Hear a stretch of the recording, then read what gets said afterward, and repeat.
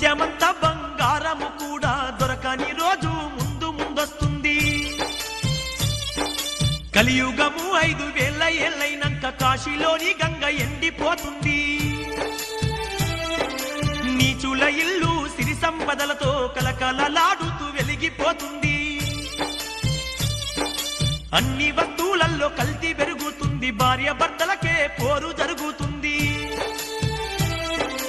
కొడుకులు తల్లుల్ని కోడళ్ళు అత్తల్ని కొట్టేటి చంపేటి రోజైతే వస్తుంది. ఈ జగమంతా ముందు ముందు అనాథ పిల్లలతో నిండిపోతుంది. గుడ్లకు